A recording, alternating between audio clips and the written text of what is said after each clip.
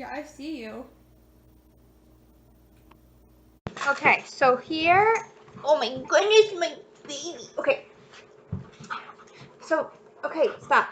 So here's something that happened this week. That, stop. That, stop. So, okay, get down. Get down. So here's something that happened that week that I had to deal with that was incredibly anxiety inducing. So, Moose is a puppy, and he doesn't really have a lot of flaws.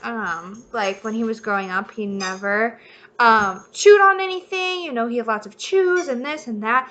But his one big flaw, and I'll insert it, is barking in the crate. And he is horrendous, always have been ever since a puppy. So I'll insert him howling in his crate as a puppy.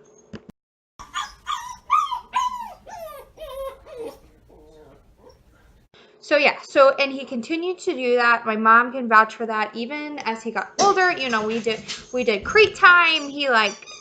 We didn't get him out of the crate, and he just never has gotten better about it. So I never go out. So the one time I did go out, which was earlier this week, I didn't go out till 11, okay, way past my bedtime, so I'm not the happiest of campers. And so he was in bed. I figured he would eventually go to sleep. That didn't happen. So everyone in my apartment complex is, I would assume, pissed off. So the next day, I was like, man, that sucks. And so the old lady next door, um, comes out, was like, your dog was barking and howling from like 11 till we got home. Bobbies, do you see a puppy dog? And so I am like freaking out. I'm texting Patty, and so I'm freaking out. I'm texting Patty, and so the conclusion that we came to, and I was like texting Carly, who was my downstairs neighbor, and I was like, what do I do? What do I do? What do I do? And so we went with a bark collar. So a lot of, and me being one of them, I have really negative connotations when it comes to a bark collar, because I only think of the shop bark collar, like creating pain and this and that. But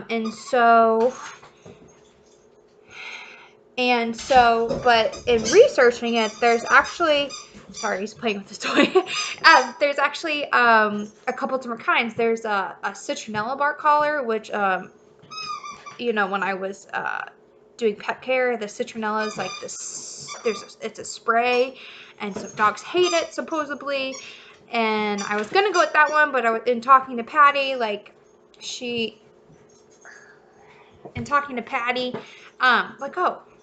I can't throw it if you don't let go.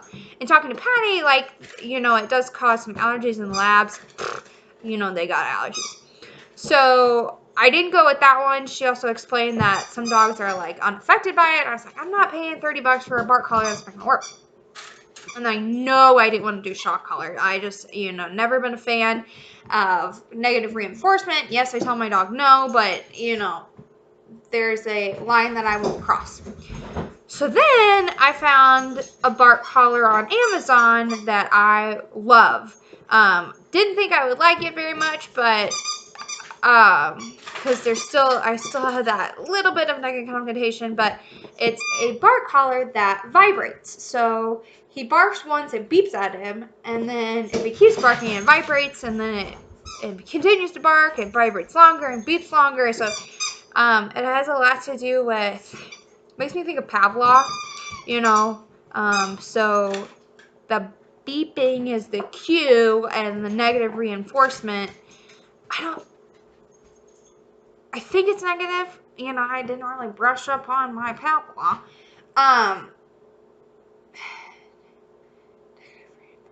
I don't know, but it's pretty cool. Pretty cool.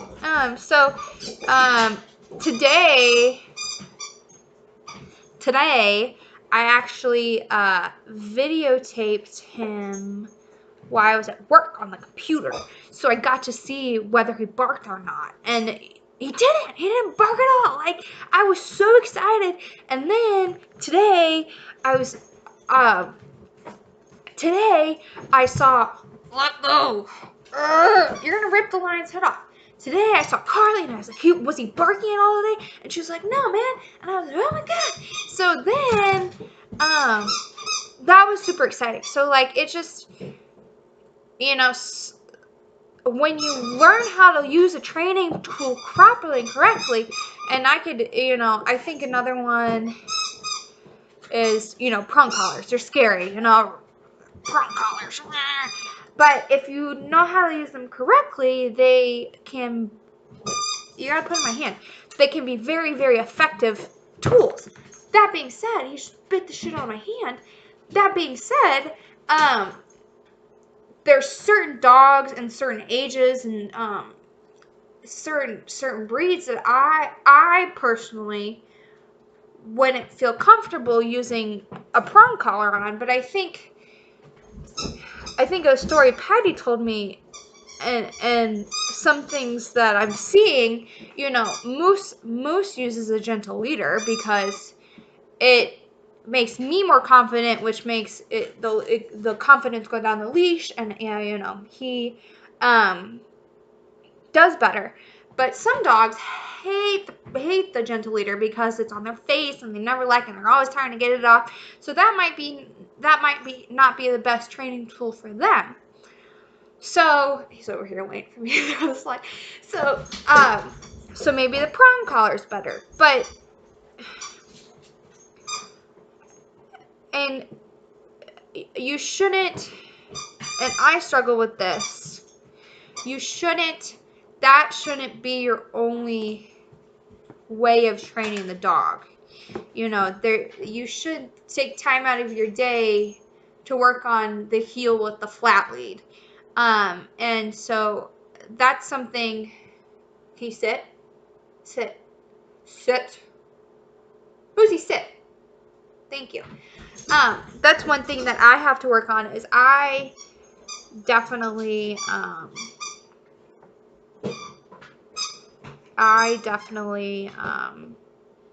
sometimes rely on the training tool too much.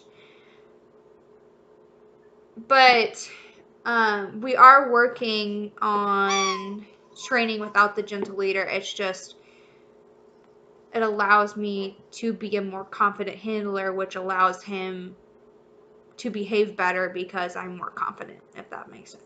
So that's the story time for today. I think if you want to keep watching, I think I'll also post some more some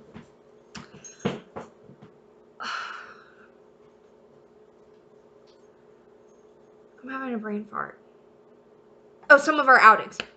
So I don't know when I'll post this video, this story time, but I'll post some of our outings. I think it just depends. So stay tuned for some outings if you want to keep watching. We're at Target, the good boy. Target.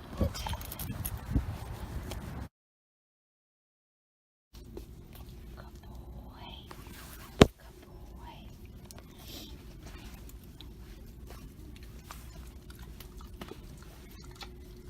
Let's see.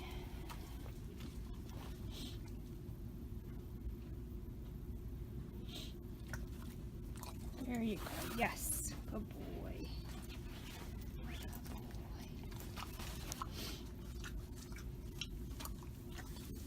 Good boy. Candy. Focus. Focus. Focus. Come on. Up, up.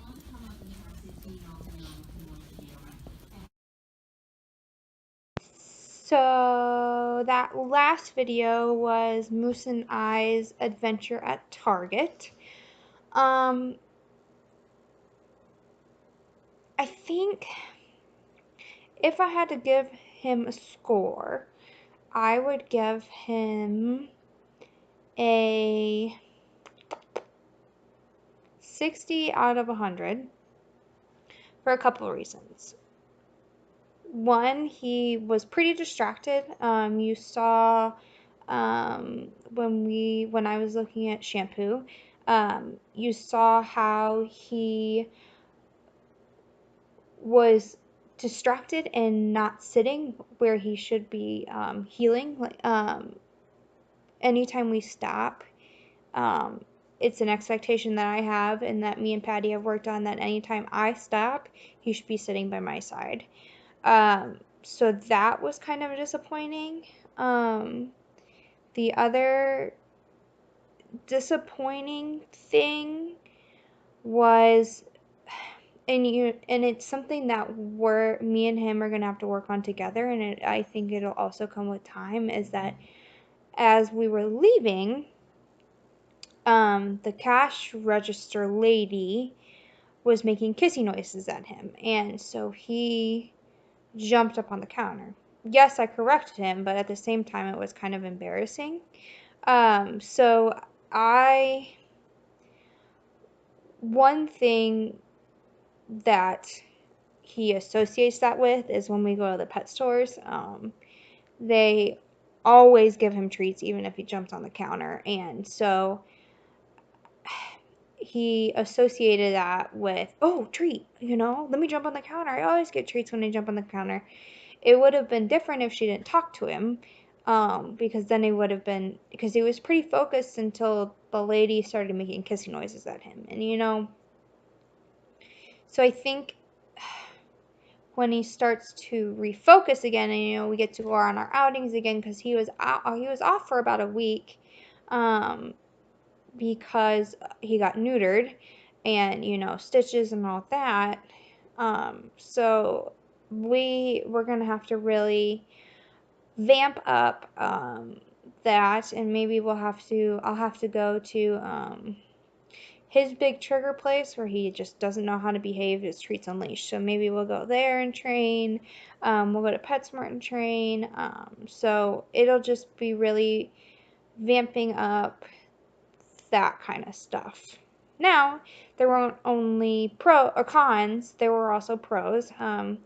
I was super impressed by his ignorance of the candy. I can't turn down candy, and much less a dog. That was very amazing, because dogs have a heightened sense of smell, so that was impressive. He walked past. He was really, really close to a person and didn't smell her, didn't greet her. So that was impressive. But it's just the small things that, not practicing for a week, um, really kind of zonked him out. So it'll be lots more practicing. I'm curious to see what Tuesday looks like, because we both go back to school. So I'll be curious to see what Tuesday looks like. School has been such a learning experience, just trying to figure out the dog, and you know, definitely a learning experience. But today was okay. Not a passing grade, but it was okay.